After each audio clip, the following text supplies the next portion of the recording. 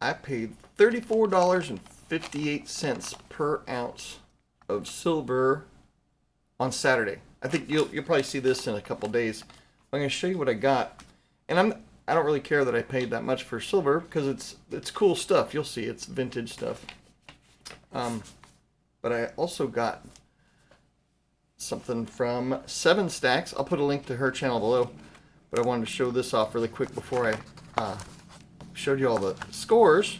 But I wanted one where she's got like the most beautiful channel stickers and chips around. When I got my poker chips, she immediately, as soon as she saw one on a video, she was like, "Oh, I need one of those." You asked for it, you got it. Here's my chip. Thank you for the support. Keep stacking, and see you in the streams from 7. Thanks a ton, 7. I'm going to put this in my collection. This has got such awesome colors on this thing. If I can figure out which way's up. My brain is kind of foggy this morning because it's Sunday morning when I'm recording this. And silver was like 31.50 something. Or it closed at 31.58 on Friday.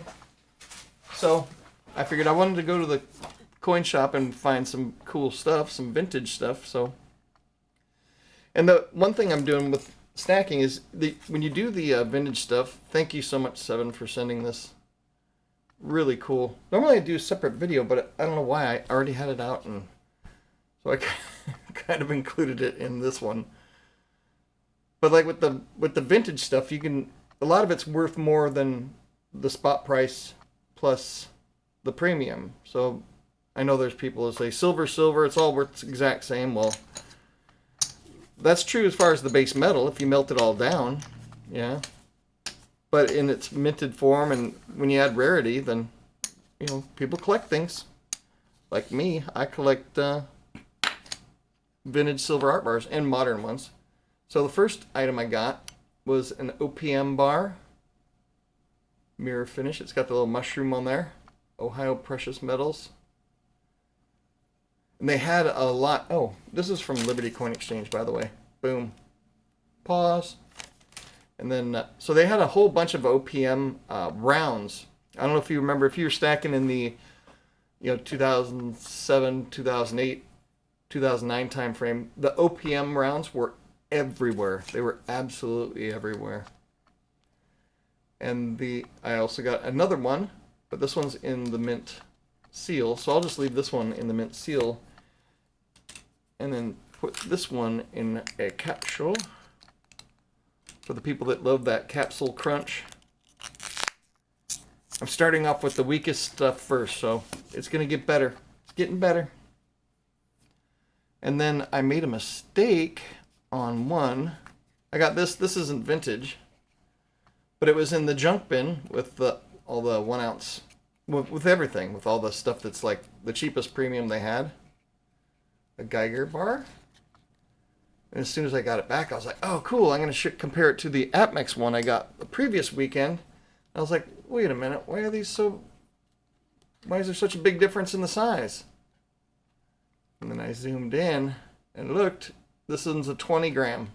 So I actually paid way too much for this one because it's not even an ounce of silver. So that was my mistake. I didn't even think about it. These things have a cool thing on the back that lights up with the black light. So anyway, I gotta get going. I'm taking too much time on stuff. So the next thing I got was a Trident silver bar, which I'd never seen these before, and I can't find any information on them. I just only did like a 10-second search. This thing was kind of cool. And so since I didn't have this, even though it's not vintage, I wanted to get it anyway because it's something different.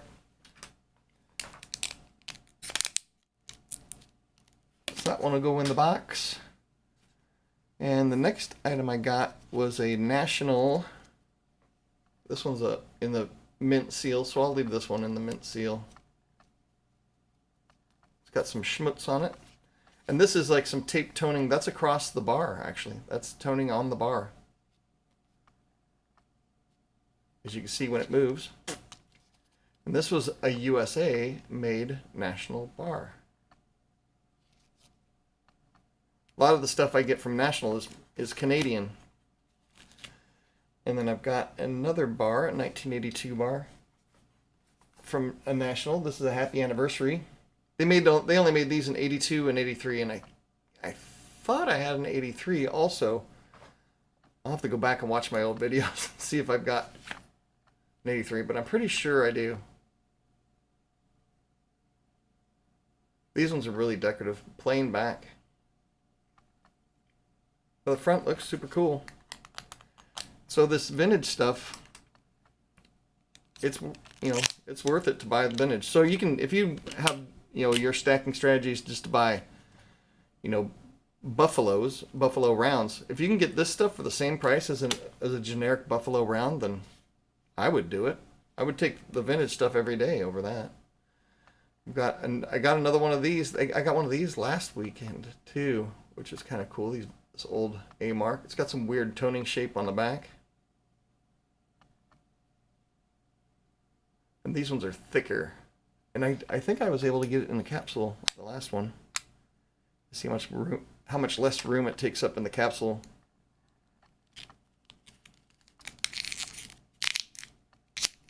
It barely fits, but it's not as secure as a regular one outside. You can see how much difference there is in the room, but they're way thicker. All right, next I got an error bar, which I thought was cool. This was from Mount Everest Mint. This is the Boston Tea Party. They made a lot of these. So the error is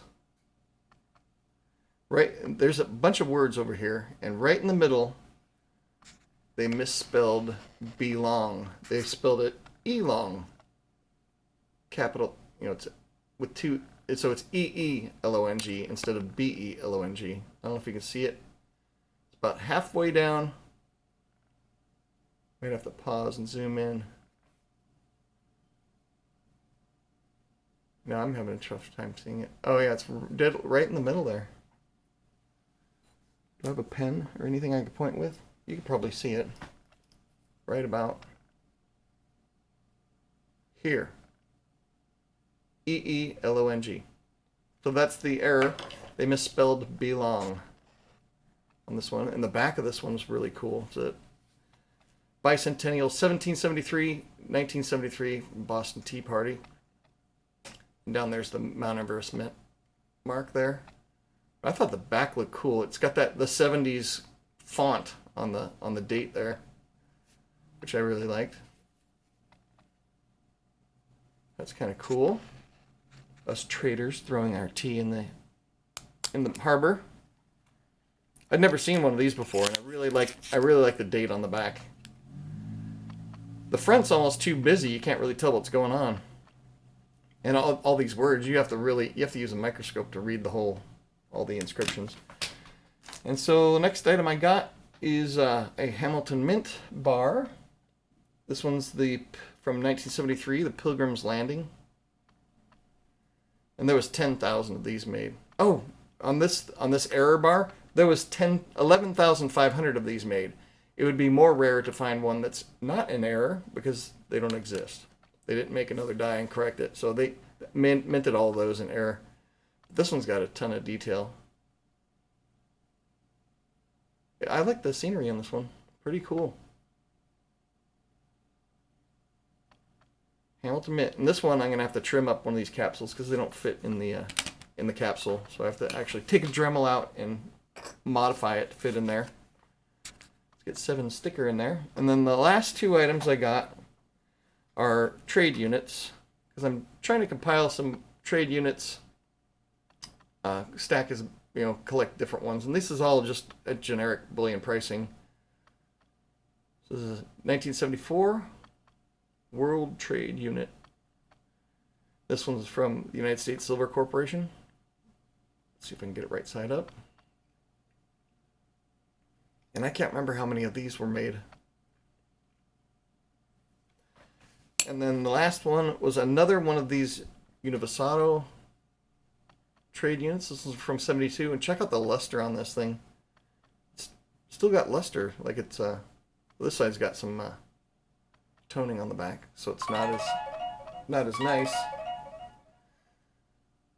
So let's see. I think that's the last item. So that's the pickups for the weekend. I spent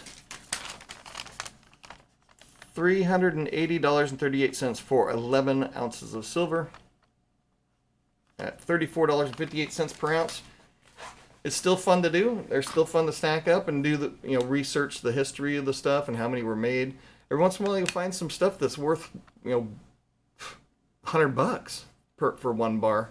And I haven't checked what these prices on these are worth, but they're worth about that, even after the premium, I guess. Anyway, anybody catch the irony of the Trident bar put into a prison? I'm gonna have to tag Trident in this video.